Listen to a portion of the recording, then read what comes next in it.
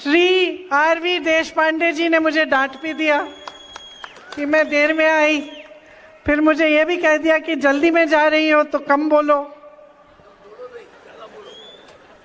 कहा कि 50 साल से राजनीति में है, इसलिए उनको अलाउड है मुझे डांटना। लेकिन मैं जो मेरे मन में है वो बोलना चाहती हूँ। सबसे पहले तो मैं ये कहना चाहती हूँ कि कुछ दिनों से मैं कर्नाटका में प्रचार कर रही हूँ और पहले कभी मैंने इतना समय कर्नाटका प्रदेश में नहीं गुजारा। यहाँ आकर बहुत ही खुशी होती है। कितना सुंदर है आपका प्रदेश, आप सबको बहुत गर्व होगा और पूरे देश को आप पे गर्व है। और खास तौर से यहाँ दांडली आके देखा कि यहाँ आसपास में कितना जंगल है, ऊपर से हवाई जहाज से दिखता है, बहुत सुंदर। और मुझे इस बात की बहुत खुशी हुई है सुनकर कि ये एक मिनी इंडिया है, यहाँ सब प्रदेशों के लोग हैं, कई भाषाएं हैं और आप सब मेरी बातों को समझ भी सकते हैं। लेकिन सबसे बड़ी खुशी तो ये बात सुनकर हुई कि आप सब मिलजुल कर एक साथ खुशी से रहते हैं। और आज के भारत में ये एक बहुत बड़ी बात है। आपने एक बहुत बड़ा मिसाल कायम किया है, क्योंकि आपको मालूम है कि आज की जो राजनीति है वो सबका ध्यान भटकाने वाली राजनीति है। जितने भी नेता भाजपा के आपके सामने आते हैं, उनका ये प्रयास होता है कि चुनाव के समय हम अलग अलग कौन से मुद्दे ले आए लोगों के सामने कि लोग अपने जज्बातों के आधार पर हमें वोट दे दें। और मेरी सबसे बड़ी शिकायत यही रहती है कि जो चुनाव है वो आपके मुद्दे पे होना चाहिए। आपके मुद्दे क्या हैं? अभी मैं इससे पहले वाली मीटिंग में एक महिला से मिली और मैंने पूछा, जीवन कैसा है, क्या क्या करती हो, महंगाई है, बच्चों के रोजगार है, क्या स्थिति है तुम्हारी। उससे पहले जब 2 दिन पहले मैं कर्नाटका में थी, मैं कुछ लड़कों से मिली, नौजवान थे। मैंने पूछा, पढ़े लिखे हो? जवाब आया हाँ। किसी ने बीटेक की थी, किसी ने बीए की थी। नौकरी है? नौकरी नहीं है। तो देखिए, आप पब्लिक हो, हम सब आपके सामने आते हैं। मैं अपनी बात करूंगी, कांग्रेस की बात करूंगी, कोई और आएगा बीजेपी की बात करेगा, कोई और आएगा किसी और दल की करेगा। तो आपको कैसे समझना है कि आपके हित में कौन बात कर रहा है और कौन अपने ही हित में, अपने ही लालच के लिए, अपनी सत्ता बनाने के लिए बात कर रहा है। इसके लिए सबसे बड़ी चीज आपका ही अनुभव है। आपका जीवन कैसा है? तो मैं आपसे पूछना चाहती हूं, पिछले 3.5 सालों से बीजेपी की सरकार चल रही है कर्नाटका में। कुछ दिनों पहले मैं टीवी देख रही थी, मैंने देखा कि गृह मंत्री जी आए थे। उन्होंने 4 उम्मीदवारों को, बीजेपी के उम्मीदवारों को इसी तरह से मंच पे खड़ा किया और मंच पे खड़ा करके ये कह रहे थे, कर्नाटका की जनता, आप अपने प्रदेश को हमारे हवाले कर दो, इनको छोड़ दो, हमारे हवाले करो, मोदी जी के हवाले करो। तो मेरे मन में ये बात आई कि पिछले 3.5 सालों के लिए किसके हवाले था? क्या बीजेपी के हवाले नहीं था? क्या इनकी सरकार नहीं है? और परिस्थितियां क्या है? आज महंगाई इतनी हो गई है, आपको गैस सिलेंडर 1200 रुपए में मिल रहा है, दाल नहीं खरीद पाते, अन्न नहीं खरीद पाते, बच्चों की स्कूल की फीस महंगी है, जहां देखो वहां जीएसटी है। छोटे छोटे जो मेरे दुकानदार भाई बहन हैं, क्या करते हैं? हर चीज पे पहले तो नोटबंदी आई, उसके बाद जीएसटी। महंगाई इतनी बढ़ चुकी है कि आप गुजारा नहीं कर पा रहे हैं। नौजवान कितने हैं यहाँ? हाथ उठा के दिखाओ। नौजवान ही उठाना, पता चला बुजुर्गों ने भी उठा लिया हाथ। आप में से कितने बेरोजगार हैं? बताइए, हाथ उठाइए। काफी? आप में से कितनों को सरकार ने नौकरी दी है 3.5 सालों में? किसी को नहीं दी। अब आपको मालूम होगा कि 2.5 लाख रोजगार खाली पड़े हैं। सरकार के 2.5 लाख पद खाली हैं। इसका मतलब है कि आपको रोजगार मिल सकते थे, लेकिन आपको नहीं दिए गए। आपके माँ बाप ने मेहनत करके ईमानदारी से आपको शिक्षित किया।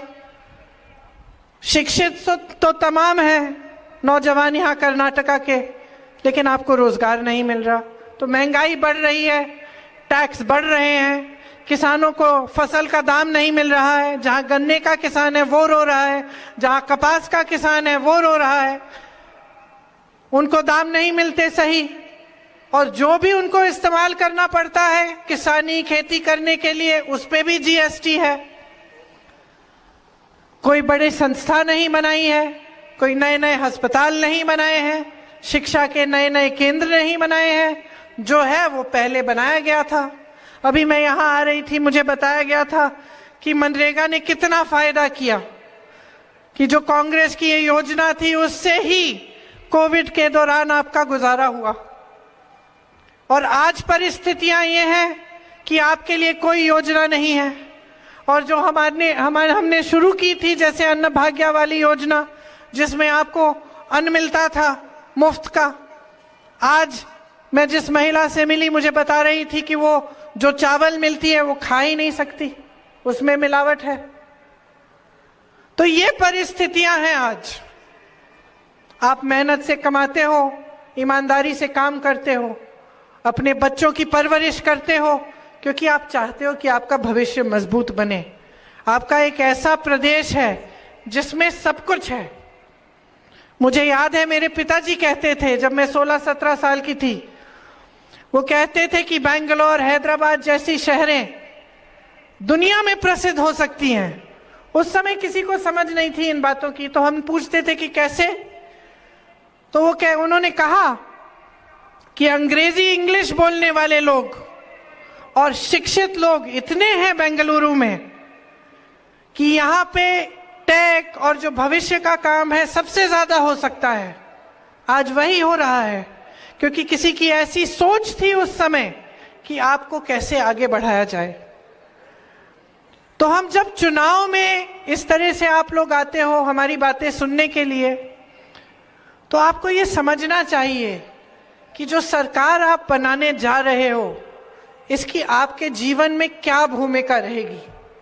अगर सरकार अच्छी होती है तो बहुत ऐसी चीजें हैं जिनमें आपको सुविधा मिलती है, चाहे वो बच्चों की शिक्षा हो, चाहे इंफ्रास्ट्रक्चर हो, चाहे नए रोजगार हो, चाहे किसानों के लिए स्कीम्स, या छोटे दुकानदारों, छोटे बिजनेसों के लिए मजबूत करने के लिए जो स्कीम्स हो। बहुत सारी ऐसी चीजें हैं जो एक ईमानदार और अच्छी सरकार कर सकती है। लेकिन आज 3.5 साल से भाजपा की सरकार चल रही है, और आपको तो मालूम होगा कि हमने उसको एक नाम दिया है, 40% सरकारा। 40% सरकारा का क्या मतलब है? मतलब है कि 40% आपको लूट रही है। हमने एक अनुमान बनाया, कर्नाटका प्रदेश से इस सरकार ने 1.5 लाख करोड़ रुपए लूटे हैं। आप सोच सकते हैं, 1.5 लाख करोड़ रुपए आपसे लूटे गए हैं। कैसे? हर पोस्ट, हर पद के लिए रिश्वत, हर भर्ती के एग्जाम में घोटाला, हर प्रोजेक्ट में 40% ले रहे हैं, कॉन्ट्रैक्टर्स आत्महत्या कर रहे हैं, चिट्ठी लिखते हैं प्रधानमंत्री को, कॉन्ट्रैक्टर्स, स्कूल के मैनेजमेंट एसोसिएशन, प्रधानमंत्री जवाब ही नहीं देते। एमएलए के बच्चे पकड़े जाते हैं, उनके घर में 8-8 करोड़ कैश पड़ी है, उन पे कोई कार्रवाई नहीं होती। उसके बजाय उनके पिताजी एक परेड निकालते हैं ये कहने के लिए कि तुम हमें छू नहीं सकते। हम भ्रष्टाचार सिर्फ करेंगे नहीं, खुल के करेंगे, सिर्फ लूटेंगे नहीं, खुल के लूटेंगे, तुम कुछ नहीं कर सकते। ये कहा जा रहा है आज आपको कि आपको लूट सकते हैं, आपको धोखा दे सकते हैं, और आप कुछ नहीं कर सकते। तो मैं यहां किस लिए आई हूं? मैं आपसे ये कहने आई हूं कि आप कुछ कर सकते हैं इसके बारे में, आप बदलाव ला सकते हैं, आप अपने भविष्य को बना सकते हैं। निकाल दीजिए इनको। आपको हर स्तर पर लूटा है। ये 1.5 लाख करोड़ रुपए, इनसे 100 एम्स बन सकते थे आपके लिए। जाने कितने किलोमीटर मेट्रो बन सकती थी, कितने हजारों किलोमीटर सड़कें बन सकती थी, अस्पताल बन सकते थे, शिक्षा के संस्थान बन सकते थे। और कहां गए ये पैसे? लूट के कहां गए? किसकी जेब में है, किसके घरों में है? आपको सब कुछ दिख रहा है। आपको मन बनाना है कि आप किस तरह की राजनीति इस देश में चाहते हैं। यहां आकर एक जाति को दूसरी जाति के खिलाफ करना, एक धर्म को दूसरे धर्म के खिलाफ करना, चुनाव के समय अचानक ऐसे मुद्दे निकालना जिस पे आपके जज्बात हिल जाएंगे, आप उनके पक्ष में वोट दे देंगे, लेकिन आप फिर एक बड़ा मौका खो रहे हैं। अगर आप इनकी बातों में पड़ेंगे और आप ऐसे नेताओं को बार बार आगे बढ़ाएंगे जो आपके मुद्दों की बात ना करें और सिर्फ फिजूल के मुद्दे उठाते रहें, तो नुकसान आप ही का होगा। आज आपके मुद्दे, जैसे मैंने कहा, क्या है? महंगाई का बहुत मुद्दा है। कांग्रेस कह रही है कि अगर आप कांग्रेस की सरकार लाएंगे तो महंगाई पे रोक लाएंगे, और सिर्फ ये नहीं, आपकी मदद करेंगे। आज मेरी बहनें जो सारी वहां पे बैठी हैं, कितना संघर्ष करती हो आप। घर भी चलाती हो, जॉब भी करती हो, खेती भी करती हो, घर आके सबका देखभाल भी करती हो। सबसे बड़ा बोझ समाज कर आपके कंधों पे है, और सबसे कम सहायता समाज आपको देता है ना? तो कांग्रेस कह रही है कि इतनी महंगाई से सबसे ज्यादा कौन जूझा है? मेरी बहनें जो घर संभालती हैं। तो हम चाहते हैं कि हर महीने गृहस्थ महिलाओं को 2000 रुपए प्रति माह मिलना चाहिए, हर महीने मिलना चाहिए। हम करवाएंगे ये। इसको गृह लक्ष्मी योजना का नाम दिया है। गृह ज्योति है, जिसमें हम कह रहे हैं कि हमारी सरकार आएगी तो 200 यूनिट मुफ्त में आपको बिजली मिलेगी। नौजवान इतने सारे यहां हैं, एक ने हाथ नहीं उठाया कि सरकार ने आपको रोजगार दिया। हम कह रहे हैं कि 2.5 लाख जो खाली पद पड़े हैं उनको हम भरेंगे, आपको रोजगार मिलेगा, आपको मजबूती देंगे, आपके छोटे व्यापार, छोटे दुकानदारों को मजबूती देंगे। जिन्होंने ग्रेजुएशन किया है लेकिन अभी तक नौकरी नहीं पाए हैं, उनको हर महीने 3000 रुपए सरकार बेरोजगारी का भत्ता देगी। जिनका डिप्लोमा है उनको 1500 रुपए प्रति माह मिलेगा, ताकि आप भी आस्ते आस्ते अपने पैरों पे खड़े हो पाए और आप पे ये ना बीते कि आप शिक्षित हैं, आपके पास रोजगार नहीं है और बिल्कुल गुजारा नहीं कर पा रहे हैं। देखो, नौजवान का आत्मविश्वास रोजगार से जुड़ा होता है। जब वो कुछ करके आता है, घर में कुछ कमा के लाता है, तब उसे अपने आप पे गर्व होता है। जब ऐसे ही भटकता है, चाहे कितनी भी शिक्षा कर ली हो, नौकरी नहीं मिल पा रही है, तो खुद को बुरा लगता है, और उसमें तुम्हारा कोई दोष ही नहीं है। दोष सरकार का है जो आपके लिए मौके नहीं बना रही है, क्योंकि सरकार का यही काम होता है। सरकार का काम आपको एक दूसरे से लड़ाने का काम नहीं है, आपकी तरक्की का काम है। और इसी तरह से आपने जब नंदिनी बनाई, जो आपके कर्नाटका की एक कोऑपरेटिव है, आपकी मेहनत से बनी है और इतनी अच्छी है, अच्छी तरह से चल रही है। कांग्रेस की जब सरकार थी तो खूब दूध इकट्ठा होता था इसके द्वारा, और किसानों को 5 रुपए प्रति लीटर मिलता था दूध के लिए। तो इतना दूध इकट्ठा होता था कि स्कूलों में भी हम बच्चों को दूध दे सकते थे। अब आप देखिए कि भाजपा की सरकार कैसी साजिश कर रही है। ये चाहते हैं कि नंदिनी अच्छी है, फूल रही है, फल रही है। अब चाहते हैं कि गुजरात से अमूल का कोऑपरेटिव आए और इसको हड़प ले। तो क्या कर रहे हैं? नकली शॉर्टेज पैदा कर रहे हैं। कहने लगे हैं कि दूध इकट्ठा नहीं हो रहा है। अरे भाई, जब 3 साल पहले इतना दूध इकट्ठा हो रहा था कि स्कूल के बच्चों को मुफ्त दे पा रहे थे, तो अब कैसे गायब हो गया? क्योंकि आप करवा रहे हैं, और करवा इसलिए रहे हैं क्योंकि चाहते हैं कि गुजरात का कोऑपरेटिव आए और आपकी नंदिनी को हड़प ले। ये है इस सरकार की नीयत। और सिर्फ यहां नहीं, हर स्तर पर लूट, जहां जहां इनको दिखता है कि कुछ अच्छा हो रहा है, उसमें लालच भर जाती है इनमें, और उसमें से अपने लिए कुछ निकालने की कोशिश होती है। लेकिन सरकार का काम है आपको देना, आपसे लेना नहीं। ये जो संपत्ति लूटी जा रही है, ये आपकी है। जो सरकार सिर्फ बड़े बड़े उद्योगपतियों का फायदा देख रही है, पीएसयूज को उन्हें दे दिए, तमाम जो लोन है उनके लिए मुफ्त होता है, उनसे कुछ नहीं लेते, उनसे नहीं मांगते वापस। वो फूल रहे हैं, फल रहे हैं। एक अडानी की कमाई 1600 करोड़ रुपए एक दिन में, और भारत के एक किसान की कमाई 27 रुपए एक दिन में। और भारत की जितनी भी संपत्ति है सारी बड़े बड़े उद्योगपतियों को दे दी है। तो जब सरकार की नीयत यह होती है लूट, लालच, सत्ता, तो यही होता है। और इसे ठीक करने के लिए जनता को खड़ा होना पड़ेगा। जिन नौजवानों को रोजगार नहीं मिला है, अपना हक मांगो।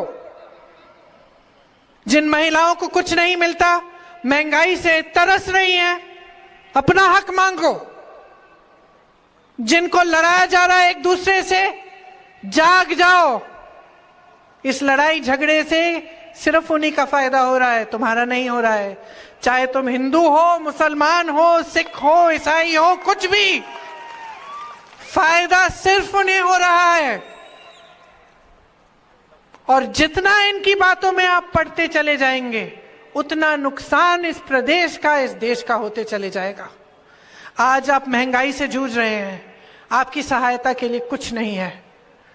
शेर देखने के लिए प्रधानमंत्री कर्नाटका आ जाते हैं, लेकिन आपकी समस्याओं को सुनने के लिए नहीं आते। चुनाव के समय आ जाते हैं, लेकिन जब इनकी सरकार चल रही है तो लूट को होने देते हैं। लूट से कोई परहेज नहीं है। और जब देखो आपका ध्यान इधर उधर भटकाना, अपने ध्यान को मत भटकने दो। तुम इस कर्नाटका की धरती के बेटे हो, इस कर्नाटका के धरती की बेटियां हो, शिक्षित हो, सक्षम हो, आत्मविश्वास है आप में, पूरे देश को गर्व है आप पे। खड़े हो जाओ, जागरूक हो जाओ। एक ऐसी राजनीति लाओ अपने प्रदेश में जो आपके प्रति जवाबदेह बने। जवाब मांगो।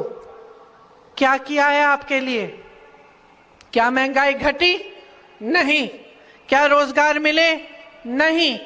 क्या नए नए उद्योग बने? नहीं। क्या लूटा? हाँ। क्या लालच दिखाई? हाँ। क्या आपका विकास हुआ? नहीं। सवाल पूछो, सबसे सवाल पूछो। आज हम यहां बैठे हैं, कल हम सत्ता में होंगे, हमसे सवाल पूछना। लेकिन ये सवाल पूछना बहुत जरूरी है, और इसी में आपका भविष्य है। इस बात को गहराई से समझो। आज यहां आकर मेरी बातें सुनना काफी नहीं है, मुझे पसंद करना काफी नहीं है। गहराई से अपने जीवन के बारे में सोचना जरूरी है। अगर आपको किसी नेता पे विश्वास था अतीत में, मुझे मालूम है आप में से बहुत लोग यहां आकर मुझे इसलिए भी देखने आते हैं क्योंकि आपने इंदिरा जी को देखा था। मुझे मालूम है इसमें मैंने कुछ बड़ा काम नहीं किया है, लेकिन उन्होंने किया था। और वो जो उनकी पहचान थी कि वो एक ऐसी नेता थी जिसने दिन रात एक किया आपके लिए, जो शहीद हुई आपके लिए, लेकिन पीछे हटी नहीं और आपका ध्यान कभी नहीं भटकाया। आपके मुद्दे थे, आपका विकास था, उसके लिए काम किया। आप आज तक उसे पहचानते हो। यहाँ जो बुजुर्ग हैं, आज तक ये मुझे कहते हैं जब मैं मिलती हूं कि आपकी दादी याद है। तो ऐसे नेता हैं बहनों और भाइयों, आज भी हैं, कांग्रेस में बहुत हैं जो कर्मठ हैं, आपके लिए काम करना चाहते हैं, आपके भविष्य को मजबूत बनाना चाहते हैं। उनको पहचानो और जब मन बनाओगे कि आपके लिए एक ऐसी ही सरकार आए जो आपको आगे बढ़ाए, जो आपके लिए योजनाएं लाए, तब आपकी तरक्की को कोई नहीं रोक पाएगा।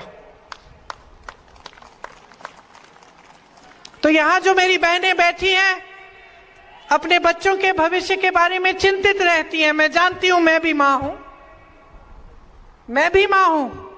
मैं भी अपने 23 साल के बेटे को देख के सोचती हूँ क्या करेगा, अपनी 21 साल की बेटी को के बारे में सोचती हूँ कि क्या नौकरी करेगी, अकेले कैसे करेगी। आप भी सोचते हैं, आप भी भविष्य के लिए चिंतित हैं, लेकिन आपको ये समझना पड़ेगा कि ये भविष्य आप ही के हाथों में है। और जो चुनाव आ रहा है, इसमें जो आप वोट डाल रहे हो, एक बहुत बड़ी, बहुत कीमती चीज है।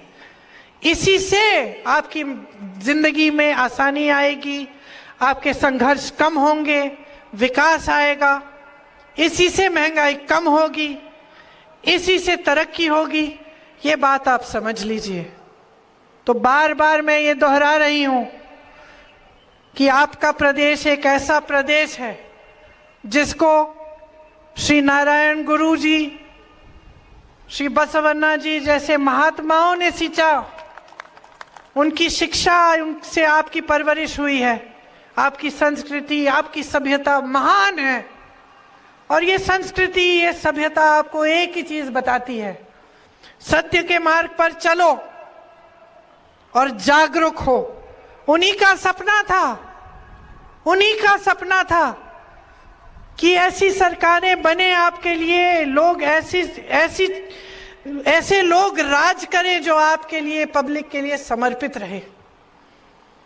और वही सपना आपका ही होगा, क्योंकि कोई संघर्ष चाहता नहीं है, कोई महंगाई में जूझना नहीं चाहता, कोई नहीं चाहता कि अपने बच्चे को बड़ा करे, शिक्षित करे, इतनी मेहनत करके आगे बढ़ाए और फिर बच्चा ऐसे ही भटक रहा है, उसके लिए नौकरी नहीं है, कोई नहीं चाहता।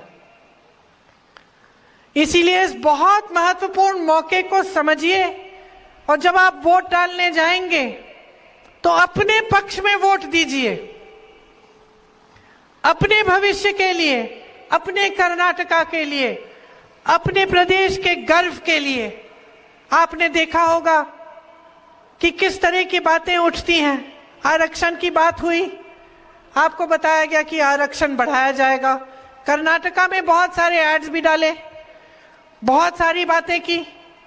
वही सरकार भाजपा की कर्नाटका में, भाजपा की केंद्र में कुछ नहीं किया। 9th शेड्यूल में डालना था, नहीं डाला। तो कैसा आरक्षण बढ़ाएंगे? यहां पे झूठ, वहां पे रोक। तो पहचान लीजिए कि आपके सामने क्या है। बहुत समय से ये राजनीति चल रही है देश में, अब बहुत फूट फैला दी, बहुत गुस्सा चढ़ा दिया लोगों को, बहुत महंगाई दे दी आपको। और आपको इसी तरह से रखने के लिए उनका फायदा होता है। अगर आप बेरोजगार हैं, आप नाराज रहेंगे। अगर नौजवान में गुस्सा होता है, उसमें गुस्सा बहुत आसानी से भटकाया जा सकता है, बहुत आसानी से कहा जा सकता है कि भाई तुम्हें ये नहीं मिल रहा है, उसकी वजह से जाओ उससे लड़ो। तो आपको बेरोजगार रखना, आपको गरीब रखना, आपको त्रस्त रखना, आपको संघर्ष में रखना, किसी का फायदा हो रहा है इससे, कोई जानबूझ के कर रहा है। खड़े हो जाओ, मत करने दो, अपना भविष्य खुद बनाओ। सारी पार्टियों के स्कीम्स देखो, सारों की गारंटी, सारों के वचन देखो। ये देखो कि किसने अपना वचन निभाया, किसने अपना वचन तोड़ा। आज कांग्रेस की सरकारें राजस्थान में, छत्तीसगढ़ में, हिमाचल में एक एक वचन रखने का काम कर रही हैं। पुरानी पेंशन स्कीम बोला, पुरानी पेंशन स्कीम छत्तीसगढ़, राजस्थान में लागू है। किसानों का कर्ज माफ करने की बात कही, किसानों के कर्ज माफ किए। महिलाओं को कुछ देने का ऐलान किया, वो काम शुरू हो रहा है। क्योंकि कुछ सरकारें ऐसी हैं जो खोखले वचन नहीं करती, लेकिन कुछ और हैं जो खोखले वचन करके भूल जाते हैं। आपको मालूम है बीजेपी की सरकार ने पिछले चुनाव से पहले कर्नाटका में 26 वचन किए महिलाओं को, उनमें से 24 नहीं रखे, 24 नहीं रखे, सिर्फ 2 रखे। तो आप सोच समझकर अपने आप आकलन करिए कि आपके लिए किसने काम किया है, किसने नहीं किया है। जिस महिला से मैं मिली अभी पिछले मीटिंग में, उसने मुझे बताया कि पिछली सरकार में जब कांग्रेस थी तो उसको चावल मिलती थी मुफ्त की। आज मुझे बताया कि वो खाने लायक नहीं है। तो वो जानती है ना कि पहले क्या हो रहा था, आज क्या हो रहा है। इसी तरह से अगर आपने पहले सिलेंडर कम का खरीदा, आज 1200 का खरीद रही हो, तो जानती हो ना कि क्या हो रहा है। अगर आपको शिक्षा के संस्थान मिले, आपने बच्चों की शिक्षा कराई कांग्रेस के राज में, और आज उसको नौकरी नहीं मिल रही है, तो आप जानते हो कि क्या हो रहा है। तो आपसे बड़ा विवेक किसी में नहीं है। मैं पूरा विश्वास करती हूं आपके विवेक में। मैं जानती हूं कि जब आप चुनोगे तो आप अपने लिए चुनोगे, और जब अपने लिए चुनने की बात होगी तो सिर्फ कांग्रेस का हाथ होगा। इसीलिए आप सबसे मैं आग्रह करती हूं कि आप अपने कर्नाटका को बनाने के लिए, मजबूत रखने के लिए इस चुनाव में बदलाव लाओ। क्योंकि बहुत हो चुका है, आपने बहुत सह लिया है और सहने की जरूरत नहीं है। आपको अपना भविष्य बनाना है, अपने बच्चों को आगे बढ़ाना है, और हम चाहते हैं कि कांग्रेस की सरकार आपके साथ इस भविष्य में भागीदार बने, लूट बंद हो, आपकी संपत्ति आपके हाथों में हो, और एक साथ हम आगे बढ़े कर्नाटका के गर्व के लिए और देश के गर्व के लिए। आप सबको बहुत बहुत धन्यवाद। आपने मेरी बातें सुनी। मैं क्षमा चाहती हूँ कि मुझे देर हो गई, और पता नहीं मैंने काफी बोला कि नहीं, वो तो देशमुख जी बताएंगे, देश पांडे जी बताएंगे। तो आप सबको बहुत बहुत धन्यवाद। मेरे साथ एक बार जोर से बोलिए, कर्नाटका की, कर्नाटका की।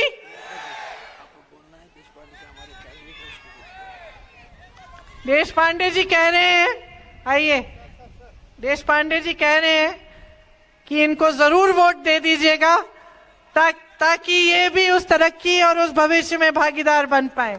आप सबको बहुत बहुत धन्यवाद। जय हिंद।